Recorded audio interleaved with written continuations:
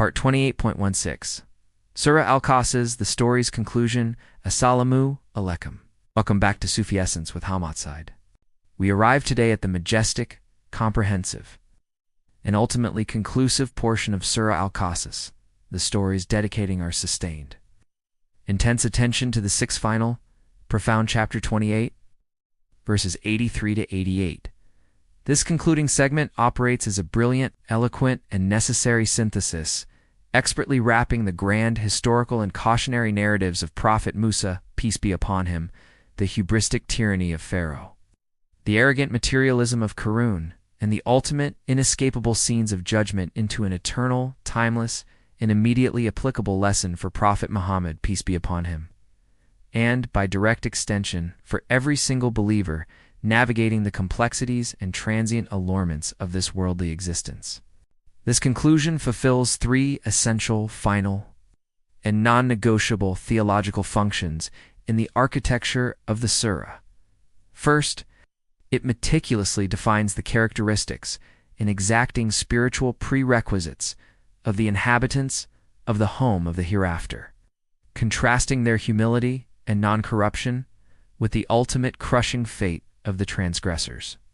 Second, it delivers a deeply personal, stabilizing, and necessary divine assurance to Prophet Muhammad, peace be upon him, of his eventual, certain, and triumphant return to Makkah, which stands as the ultimate public vindication of his prophetic mission. And third, it culminates in an absolute, universal, and final declaration of Allah's exclusive, eternal sovereignty, affirming the singular, ultimate truth that all created things perish, save his glorious, essential countenance. The entire discourse is a majestic confirmation of the inevitable, sweeping triumph of truth, resilience, and pure monotheism before Allah Ar-Rahman and Ar-Rahim. The home of the hereafter, the ultimate success, Kanzul Iman. Quran Surah Al-Qasas, the stories. Chapter 28, verse 83. That home of the hereafter we assign to those who do not desire to show pride in the land nor cause corruption. The end is for the righteous. The surah immediately and purposefully pivots from the catastrophic downfall of Qarun, who desired pride and actively caused corruption, to the ultimate, permanent, and sought after reward, the home of the hereafter, Adr al-Akhirah. The state of perpetual felicity is the highest reward, and its recipients are defined not by their worldly wealth, status, or tribal affiliation, but by two profound, negative, yet necessary spiritual characteristics: what they actively, intensely do not desire. Absence of pride, the internal defeat of the ego, who do not desire to show pride in the land. This is the quintessential anti-Pharaoh and anti-Qarun quality, the spiritual antidote to hubris. Pride al-Lu is the spiritual disease of inflation, the sin of kibr, where one looks down upon others, treats human beings with disdain, or, most critically, raises oneself above Allah's explicit law and decree, a subtle form of associating a partner with Allah in authority. The truly successful are those who have mastered and conquered the treacherous ego, eradicating the desire for vainglory, worldly status, or superiority over others, cultivating instead the deep Sufi essence of humility and servitude, abdiya. Absence of corruption, the external rectification, nor cause corruption. This is the direct opposite of tyranny, oppression, and social injustice. The active repudiation of facet. Corruption facet is the spiritual and moral disease that power and wealth inevitably breed. Disrupting the social and ethical order, the inhabitants of paradise are those who actively sought goodness and order ilat in the world, embodying the righteous use of resources, power, and influence, ensuring their actions harmonized with the divine order established for the earth. The verse culminates in an encompassing universal law, an eternal, changing principle. And the end is for the righteous. The word righteous al-matukan refers to those who are utterly conscious of Allah taqwa, and in all their actions, who fulfill their obligations with sincerity, and who actively guard against all forms of transgression and sin, confirming that spiritual consciousness, humility, and justice, not worldly achievement, determine one's final, eternal end. This concept of taqwa is the inner state that automatically rejects both ulu pride and facet corruption, The divine scale of reward and punishment, Kinzulaman, Quran, Surah Al-Qasas, the stories, chapter 28, verse 84. Whoever comes with a good deed for him is better than it. And whoever comes with an evil deed, then those who do evil deeds will not be rewarded, except for what they used to do. This verse establishes the absolute, impeccable, and perfectly balanced principle of divine justice, demonstrating Allah's immense generosity in reward and His absolute precision in punishment. This is the cornerstone of ultimate accountability and hope. Generosity in good deeds, the multiplied mercy. Whoever comes with a good deed, for him is better than it. Allah rewards the good deed wasana, not just equally, but with an immense, manifold increase that defies human calculation, often multiplied tenfold or more. This divine promise of better than it signifies the principle of multiplication and superabundant grace in the hereafter, where a single, sincere act of worship, charity, kindness, or internal devotion is magnified into eternal, immeasurable value and light. This reveals the beautiful, boundless generosity of Allah, Ar-Rahman, and Ar-Rahim, for those who come to Him with sincerity, illustrating that His mercy always precedes His wrath.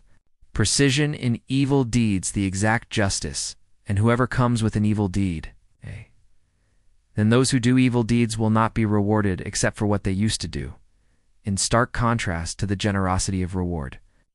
The evil deed sayah is rewarded only exactly for what they used to do, meaning the punishment will never, under any circumstance, exceed the magnitude of the sin committed. There is no multiplication of punishment, only of mercy. Rather, there is an exact, precise accounting, demonstrating the absolute justice, fairness, and non-tyranny of Allah's decree, a wukam, ensuring no soul is ever wronged in His celestial court. The promise of return and triumphant acceptance, Kinzelaman, Surah Al-Qasas. The stories, chapter 28, verse 85. Indeed, the one who has imposed upon you the Quran will surely bring you back to the destination. Say, my Lord is most knowing of who brings guidance and who is in clear error. This is one of the most poignant, stabilizing, and deeply personal verses in the entire surah, addressing the deep pain, separation, and profound longing in the heart of Prophet Muhammad, peace be upon him, after his forced migration hijrah from Makkah to Medina. This verse is a magnificent act of divine comfort, prophetic certainty, and encouragement. Allah begins with a solemn oath and a decisive, unwavering promise, utilizing the emphatic particle ina. Indeed, the one who has imposed upon you the Quran will surely bring you back to the destination. The destination.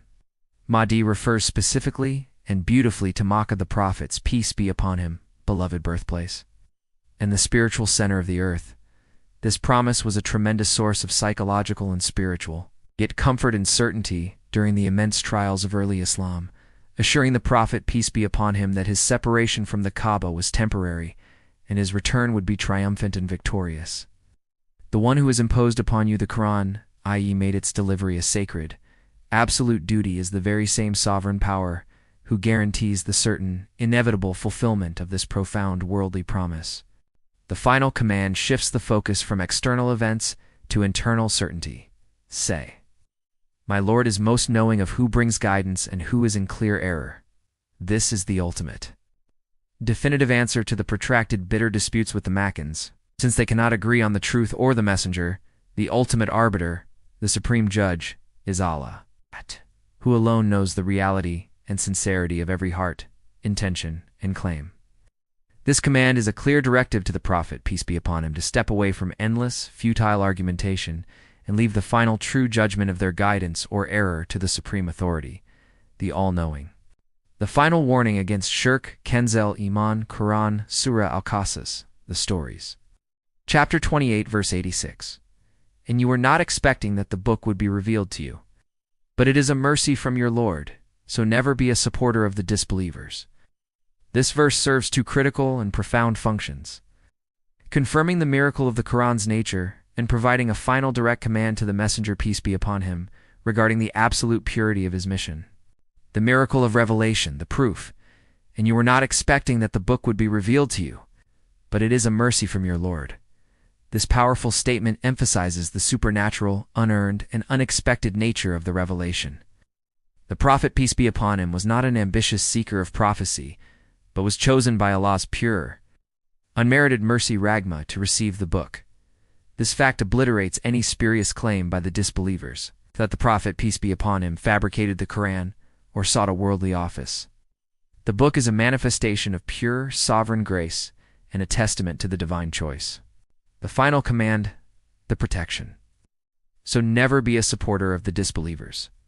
This provides the ultimate and necessary protection against the spiritual danger of compromise and concession. The Prophet, peace be upon him, is commanded never to align himself with the ideology or the corrupt practices of the disbelievers, particularly their shirk associating partners with Allah. The immense mercy of the Quran must be guarded by an absolute, unwavering adherence to its core, monotheistic message, regardless of the worldly pressures and enticements. Unwavering call to monotheism. Kanzelim on Quran, Surah Al-Qasas, the stories, chapter 28, verse 87. And let them not avert you from the verses of Allah after they have been sent down to you. And invite to your Lord, and never be among the polytheists.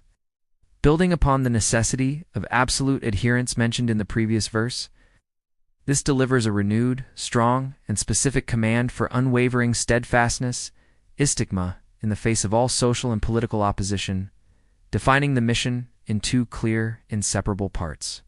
Steadfastness in the message, the resilience. Not let them not avert you from the verses of Allah after they have been sent down to you. The pressure from the Makkans to dilute, delay, or compromise the message was immense, persistent, and often menacing.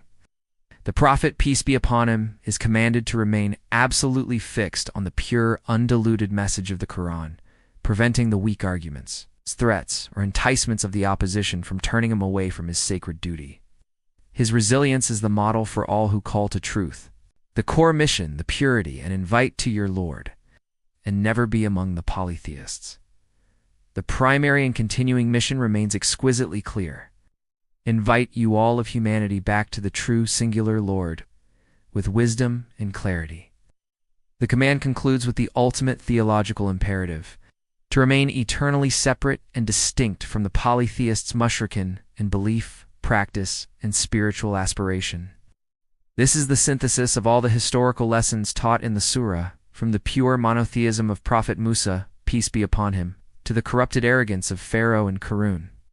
The absolute eternal end, the final verse, Kanzel Ayman, Surah Al-Qasas, the stories, chapter 28, verse 88.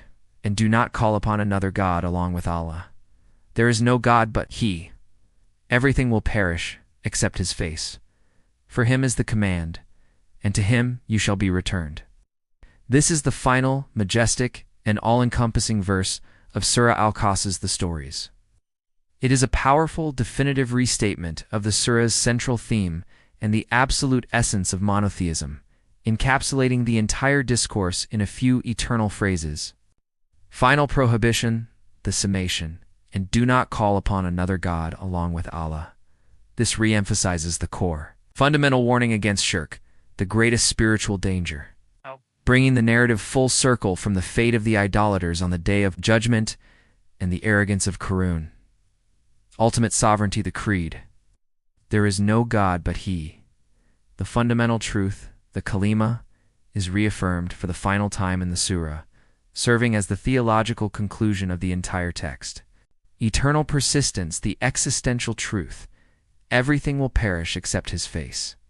This is the profound, ultimate statement of divine eternity and singularity.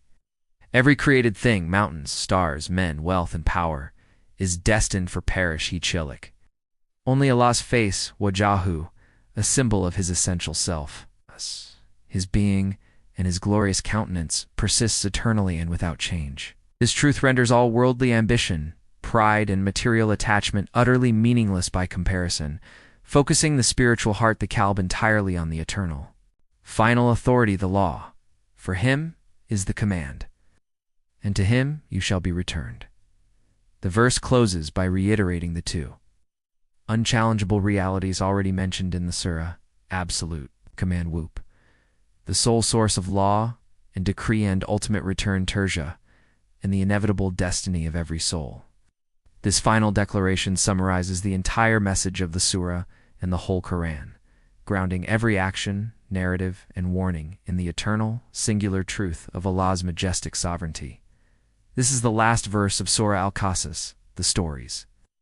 The next part will begin with the next surah, Surah Al-Ankabut, the spider. Hadith.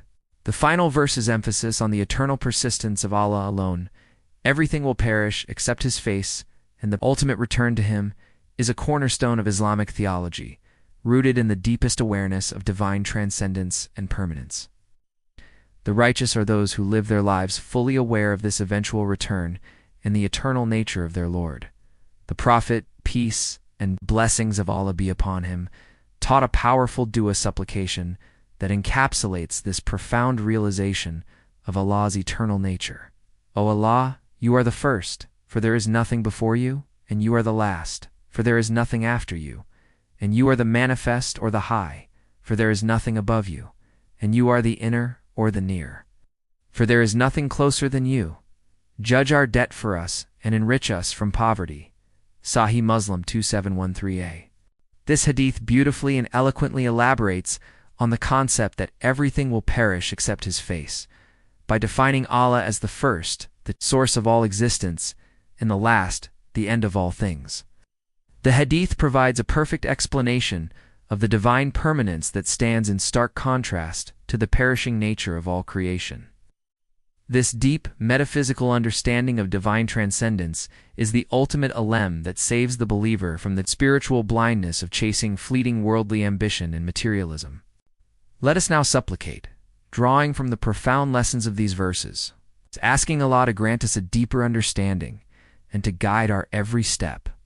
O Allah, Most High, Most Exalted, make us among those who truly do not desire to show pride in the land nor cause corruption. And grant us the immense blessing that our end is for the righteous muttaqin. We pray that when we come before you, you reward our every good deed with better than it, and that you deal with our evil deeds with your precise justice, never with multiplication, manifesting your infinite mercy, Ar-Rahman and Ar-Rahim. We humbly ask you, O Allah, who has imposed the Quran upon us, to grant us steadfastness in following the guidance, and to never allow the disbelievers to avert us from your verses or your sacred mission. Strengthen our conviction in the undeniable truth that everything will perish except your face, so that our hearts may detach from the fleeting concerns of the temporary world and remain eternally attached to your glorious perpetual essence. We declare for the final time in this surah that there is no God but He, and we submit completely to your ultimate command, awaiting our final return to your majestic presence with a heart pure from all forms of shirk. May Allah illuminate your heart and mind with the light of this divine ilm. May He make your channel a beacon of guidance for all who seek spiritual clarity and truth. May your efforts be a source of immense reward, and may you be granted the highest stations of paradise. May the peace and blessings of Allah always be upon you and your loved ones. May He grant you unwavering steadfastness on the path of truth. And may your work be a testament to His magnificent names, Ar-Rahman and Ar-Rahim. Ameen.